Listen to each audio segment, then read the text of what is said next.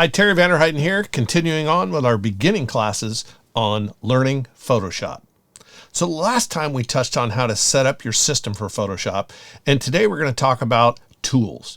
Photoshop has a whole host of tools to choose from, and while some are not that useful to us as photographers, most of them are. And today will be our first view of how some of these tools work inside Photoshop. So let's get started.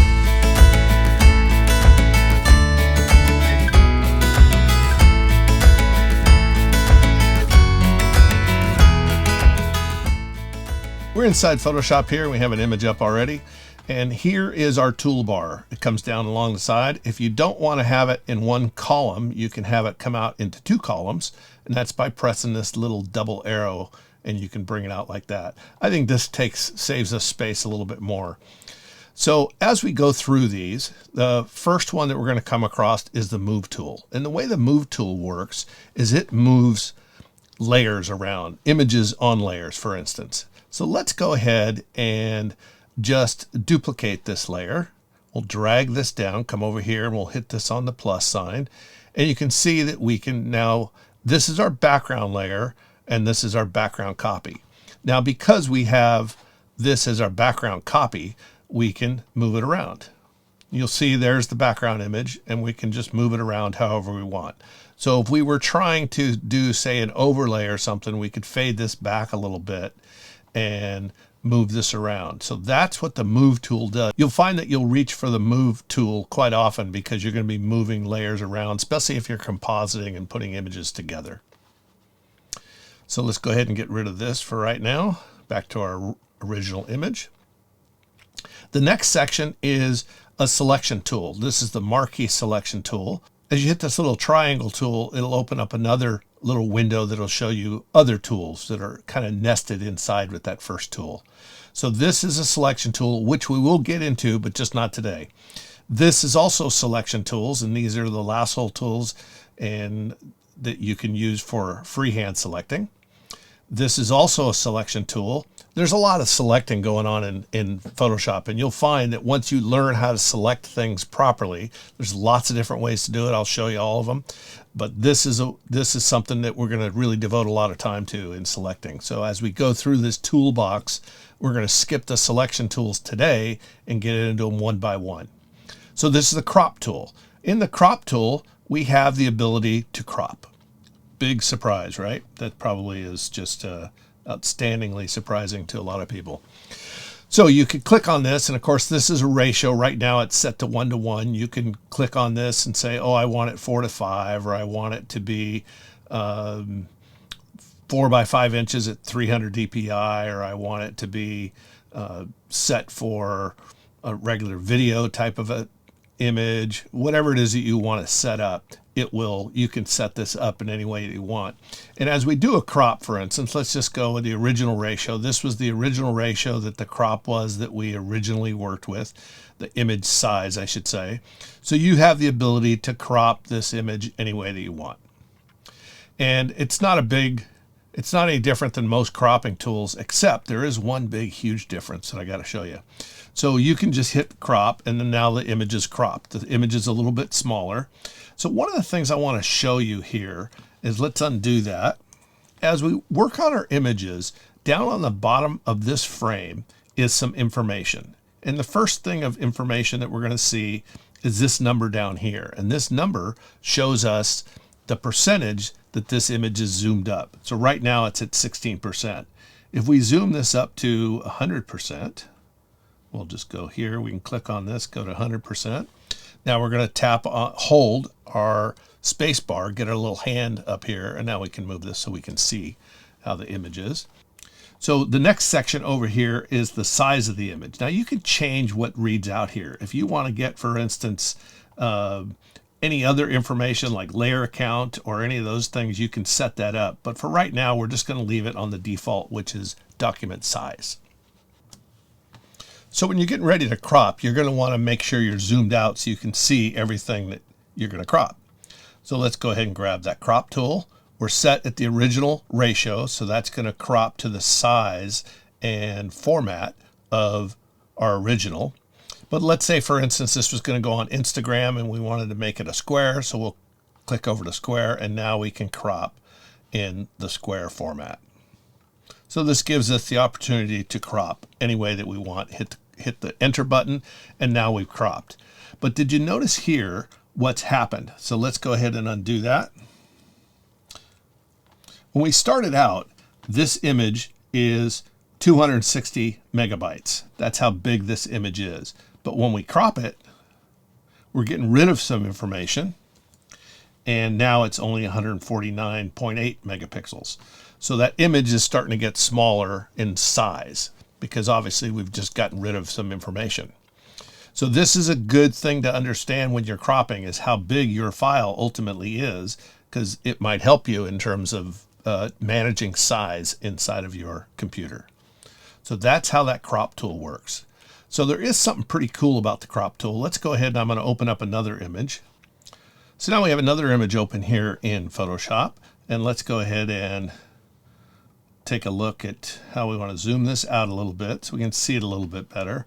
And let's just say on this particular image, we want to crop this, and we're just going to not have any restraints on this. We're just going to clear. So here's our option bar. We're going to clear anything that's set in there in terms of parameters. So now we can crop this to anything that we want. Now let's say on this case, we're going to crop it out this way a little bit. And so we need a little more space to the left for our design, whatever it is we're doing. And so what we've done is we've cropped this. So now what we're going to do, before we hit the enter button and crop it, we're going to use an AI feature that's inside of Photoshop, and that's generate. So we want the Photoshop to generate what is missing over here. We want Photoshop to fill in what we just did on our crop. So we cropped it much larger than it actually was, but we're telling Photoshop, hey, fill that in. And so what Photoshop did was went in and filled in that area so that now we have that extra space on that side. So the crop tool, which normally it's just a tool that you can change the format of your image. But in this case, the crop tool is pretty valuable because you have the ability to add things to an image. So again, we're going to say, let's go ahead and bring this up higher here, and we're going to add a little more space on top, and we hit generate right down here, and we're going to generate that space, that new space on top. Photoshop is going to go in and say, well, let's look at what he's got so far, and we'll add in some information that will look a lot like the background that he was already shooting under, and that way we can make that image quite a bit larger. So there we go. It's created. Let's go ahead and move this little block out of the way, and you can see what Photoshop has done.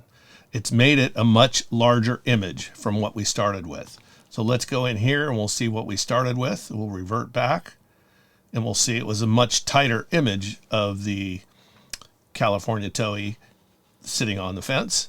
And we could add that by just using the crop tool. The next tool down is a tool that we don't use too much, so I'm going to skip it, and we're going to go to the Eyedropper tool. I touched on this on the last episode, but actually what the Eyedropper tool does is it selects color. So every time you click, you can select a color. And you can see here we have the eyedropper there so that you can be reminded as to what tool you have. But you can also see it over here. So let's go up into Photoshop, go into settings, go into our cursors, and on this second section over here, other cursors, we're going to hit precise. Remember we talked about this last time with the normal brush tip, but let's go ahead and put this on precise and say okay. So now we have a nice precise little crosshair that we can work with. So now as we zoom around on this and figure out what colors we want to grab, we can just, let's take the brown of this eye, we can click on this, and that puts that color down here to allow us to paint in that color if we wanted to paint somewhere else with that. So this allows us to select colors. And if we do the drop down menu here, what happens is you have a couple of other sample tools. This color sampler tool, which adds a little mark, actually tells you exactly the color that you're looking for. So let's say, for instance, we click right here. So when we set this kind of thing up, when we're looking for the point sample, it's going to give us the exact point, whatever that little pixel is down there, super tight. And we can see over here that on this number one, it's 216 of red, green it's 186, and blue it's 148. So that's what makes up that color. So if you wanted to recreate this color, all you'd have to do is go in and put those parameters in to make this exact color. However, when you're doing points, sometimes it's easier to sample a little bit larger. So I like to take a 3x3 average. You have a lot of choices on this pull down menu, and this is the same. A lot of these menus are going to have options up here, and this is no different. If we go to 3x3 and then we click on about the same area, you'll see that it's just slightly different because it's now taking the information of all three of those pixels and building a color for you. And now if we wanted to go in, let's say for whatever reason we wanted to paint in that color, let's go ahead and go to paint, and then we're going to come down here and click on our color box, and the image that we're looking for should be 204. So we'll come down here to RGB and we're going to put in 204, and we're going to put in 174 of green, 174 of green, and then 151 of blue. So let's go ahead and type that in, 151 of blue. And you can see this is the tone. This tone here is a sample of what it is that we were going to paint with. So now if we wanted to paint with this, we can take our brush and paint with that exact tone that we've marked. So this gives us an opportunity to take our brush or take our eyedropper tool and remember exactly what that color is. So if you don't like this after a while, you can take this, we'll go in here, grab our sampler tool again, and then we'll just right click on it and delete those little tags so we don't have to look at them anymore. But that's what that tool does. So the eyedropper tool just gives you a sample of the color and puts that color down into your color spot where you're actually going to be working from. And the color sampler tool will actually leave a mark and give you the exact information in the info palette as to what that color was. You'll see it'll be handy later on when we get into a little more extreme things. This will be good information to have. So let's go ahead and get rid of that and delete it. So we've learned a little bit about the crop tool and the move tool, as well as the eyedropper tool.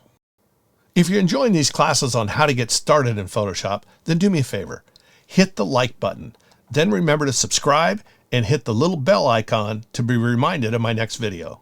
I'll be releasing quite a few of these on how to get started at the very beginning with Photoshop, so you're not going to want to miss any.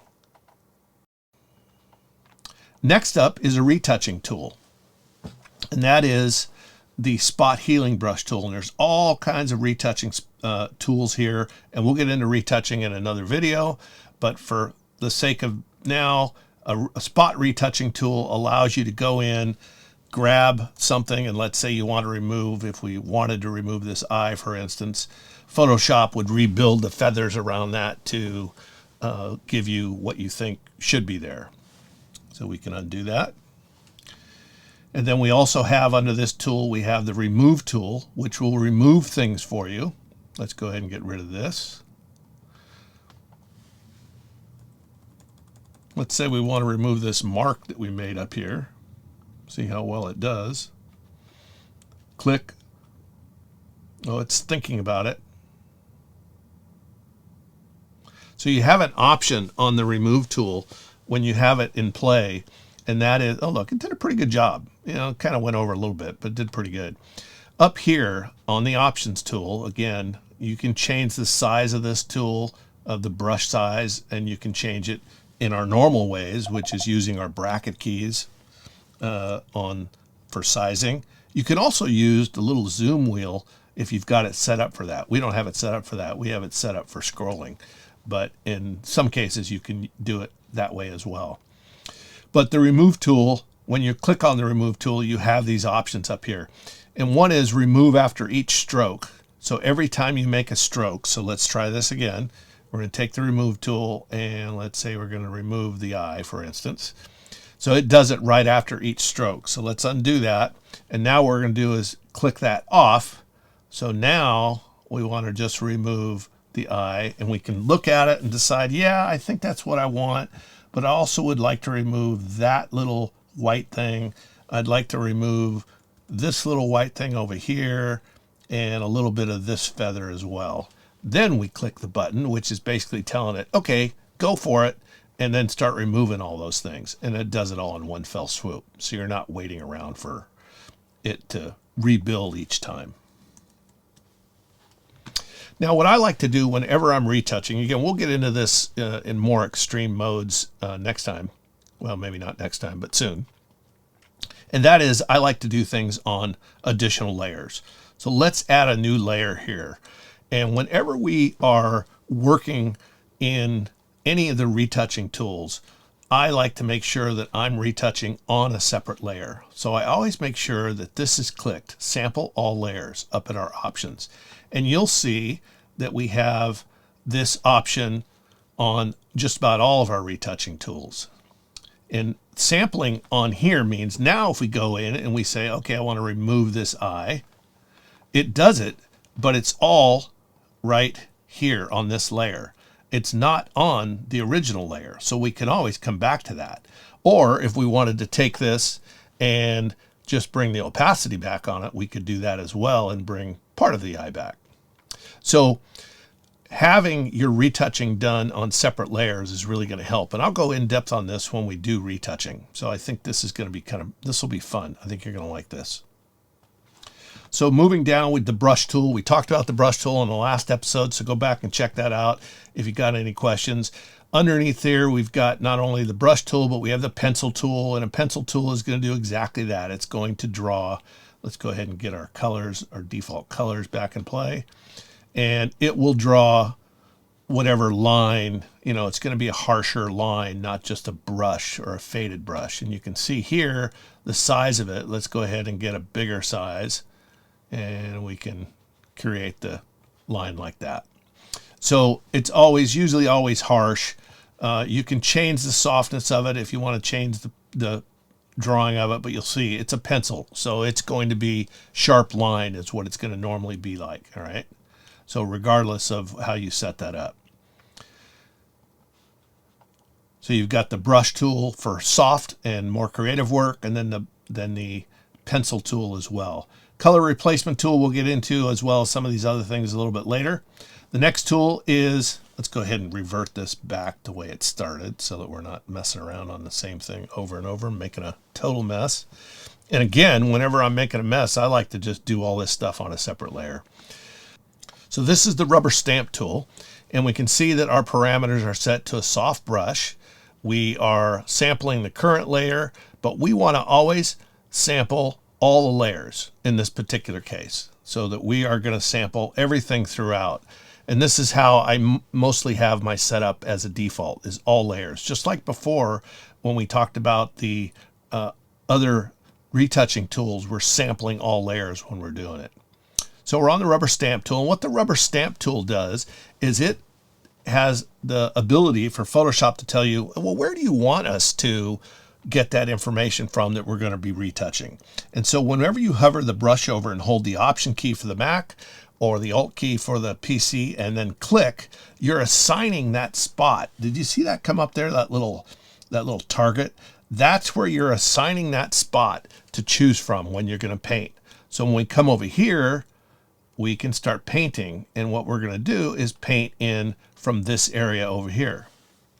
So it works both ways. If we want to take something large enough like this eye, and we're going to click, we could then put this eye somewhere else. Of course, that's a little goofy, but that still would be something that you could do.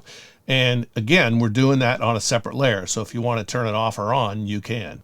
So that's the rubber stamp tool. The next is another tool that we'll get into a little bit later. This is the erase tool, which is actually pretty simple. So if we come in here and we take, we'll use our brush tool,